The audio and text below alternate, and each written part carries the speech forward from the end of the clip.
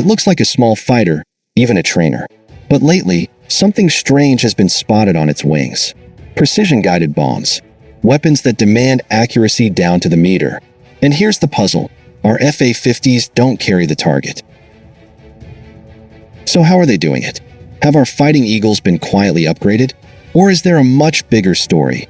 One where every aircraft, every sensor, every soldier with a laser designator becomes part of a kill chain designed to hold the line in the West Philippine Sea? In the next few minutes, we'll dig deep. From the first contract worth almost 19 billion pesos to the latest 40 billion peso deal for 12 more jets. From rumors of a single-seat long-range variant to the mystery of how these light fighters could deliver a strike without anyone ever seeing it coming. Stay with me. Because the truth about the FA-50 isn't just about upgrades. It's about how the Philippines is learning to fight smarter, not just harder, in the face of a much larger rival. And by the end of this video, you'll see why this little fighter may carry a far bigger role in the battles to come. Welcome to Pinoy Guard. I am your analyst. And tonight, we walk through a story that started with 2 videos from Korea's KFN+, an outlet affiliated with South Korea's Ministry of National Defense, asking whether our FA-50PH has more teeth than most people realize. We will unpack the sensors, the bombs, the doctrine, and the procurement decisions behind the headlines. We will end with what this means for sovereignty and deterrence in a contested maritime arena. To understand why the FA-50 is at the center of this debate, we need to go back to where it began. The FA-50 traces its roots to the South Korean T-50 Golden Eagle program, developed in the late 1990s. At that time, South Korea faced the challenge of replacing its aging fleet of trainers while also wanting to build up an aerospace industry of its own. With help from Lockheed Martin of the United States, Korea Aerospace Industries, or KAI, developed the T-50 as a supersonic advanced trainer. It was sleek, agile, and built with a combat-capable design in mind, even if its first role was to train new fighter pilots. But the T-50 was never just a trainer. Its DNA included the same design philosophies that shaped the F-16 Fighting Falcon: lightweight, fast, and maneuverable. It had the same General Electric F444 turbofan engine, giving it supersonic speed. In short, it was a platform built with room to grow. By the early 2000s, Korea introduced the TA-50, a trainer that could carry guns and bombs. This quickly evolved into the FA-50 Fighting Eagle, the first true combat variant. The FA-50 carried radar, electronic warfare systems, and the ability to fire precision munitions. It was no longer just a stepping stone for pilots. It was a frontline fighter in its own right. For South Korea, the FA-50 became a cost-effective way to patrol skies and support ground forces without always using high-end F-15s or F-35s.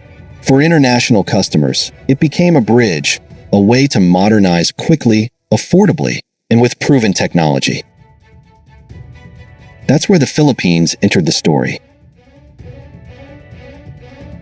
After retiring its F-5 fleet in 2005, the Philippine Air Force was left without a supersonic combat jet. Nearly a decade passed before the government made the bold decision to re-enter the supersonic age. In March 2014, Manila signed a contract worth 18.9 billion pesos, or about $420 million, to acquire 12 FA-50PH jets from South Korea. Deliveries began in 2015, and by 2017, all 12 were in Philippine service. For the first time in years, the Philippines once again had the roar of a fast jet force in its skies. But the story did not end there.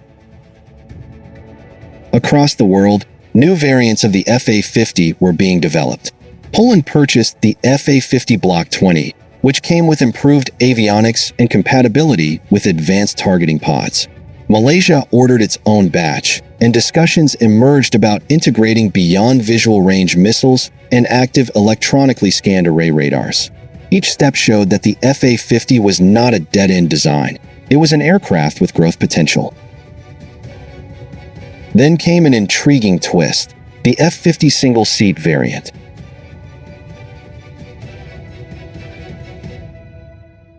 Unlike the standard FA-50 with its two cockpits, one for the pilot and another for an instructor or weapons system officer, the F-50 removes the second seat entirely.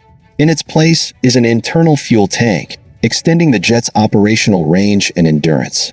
For an archipelagic country like the Philippines, where air bases are scattered across islands and missions often involve flying hundreds of kilometers over open sea, that extra range is not just a convenience. It's a necessity.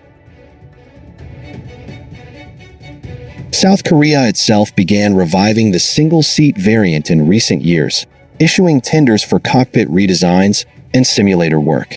Defense watchers quickly speculated that the Philippine Air Force, which signed a second contract in 2025 worth 40 billion pesos, or about $700 million, for 12 more aircraft, might be one of the customers most interested in the longer-legged F-50. If true, it would be a bold step. A single-seat FA-50PH would give Filipino pilots more time on station over the West Philippine Sea, more flexibility to patrol shoals and contested islands, and more fuel margin for combat maneuvering. It would also align with the Air Force's long-term goal of building a credible territorial defense capability under the Horizon 3 modernization plan. From its birth as a trainer in the 1990s, to its rebirth as a fighter in the 2000s, to its possible evolution into a longer-range single-seat variant for the Philippines today, the FA-50 has followed one consistent path: adaptation. And in a region where threats evolve every year, adaptation may be the most important weapon of all. The second half of the KFN Plus report looked at the Philippines' new order for 12 more FA-50s. And here, the speculation turned even more intriguing. The Korean hosts asked, will these new jets be the F-50 variant? Unlike the standard FA-50, the F-50 is a single-seat version. The second seat is replaced with an internal fuel tank, giving the aircraft longer operational range. For a country like the Philippines, an archipelago stretching over 7,600 islands and tasked with defending the West Philippine Sea, range is not just useful, it is essential. KFN Plus pointed out that the Philippine Air Force has been learning from the limitations of its current fleet. While the FA-50PH is agile and combat-proven, its endurance is limited compared to larger fighters. Choosing the F-50 variant would show that the Philippines is adapting, moving toward a configuration more suited for long-range patrols, quick interception, and maritime strike missions. But here's where it gets even more interesting. KFN Plus raised the possibility that the Philippine Air Force may already have conducted quiet upgrades on its FA-50s.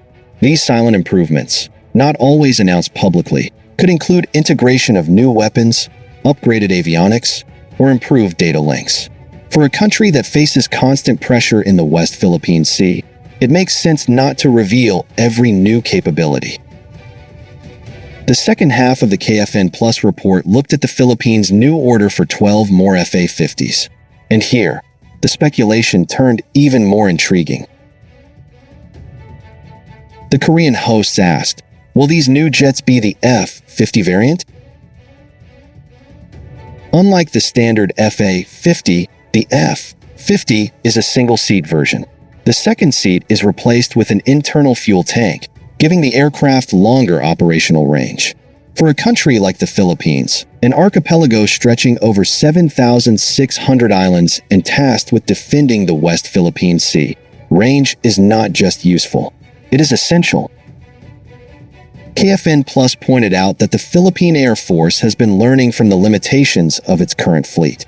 While the FA-50PH is agile and combat-proven, its endurance is limited compared to larger fighters. Choosing the F-50 variant would show that the Philippines is adapting, moving toward a configuration more suited for long-range patrols, quick interception, and maritime strike missions. But here's where it gets even more interesting. KFN Plus raised the possibility that the Philippine Air Force may already have conducted quiet upgrades on its FA-50s. These silent improvements, not always announced publicly, could include integration of new weapons, upgraded avionics, or improved data links. For a country that faces constant pressure in the West Philippine Sea, it makes sense not to reveal every new capability. So what do these reports tell us? First, the FA-50PH is no longer just a lead-in fighter trainer. It is evolving into a true multi-role combat aircraft. By using guided munitions, whether GPS-based or laser-assisted, it can strike with precision against ground or maritime targets. Second, the discussion of the F-50 single-seat variant highlights a critical need: range and endurance. In defending the Philippine archipelago, being able to fly farther and stay longer in contested areas like the West Philippine Sea could make all the difference. And finally, the idea of silent upgrades suggests a quiet but deliberate strategy. The Philippines may not have the luxury of massive fleets like China, but by steadily upgrading and adapting, the Air Force ensures that each aircraft delivers maximum value. As Korea's KFN Plus hinted, the Philippine FA-50 story is still being written. The first chapter saw these jets arrive as replacements for aging fighters. The next chapter might see them transformed into precision strike assets with extended range, aircraft that can project power far beyond Luzon and Palawan, right into the contested waters where sovereignty is challenged. And for the Philippine Air Force, that evolution could not come at a more critical time.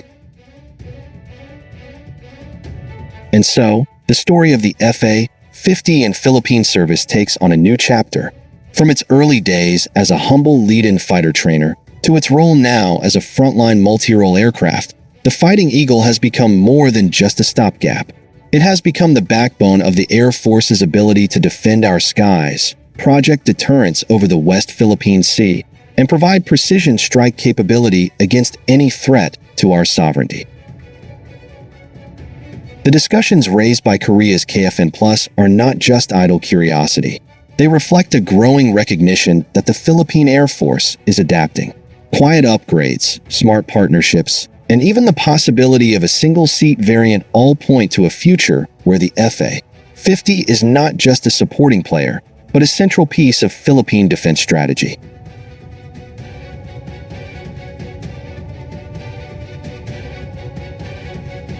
When combined with targeting support from Super Tucanos, Caravans, and new maritime patrol aircraft, the FA-50 demonstrates a doctrine of joint force operations. When backed by ground-based forward air controllers and allied training, it reveals a shift in mindset, from limited defense to credible network deterrence. China's militarization of the South China Sea continues to cast a shadow over our waters and our rights.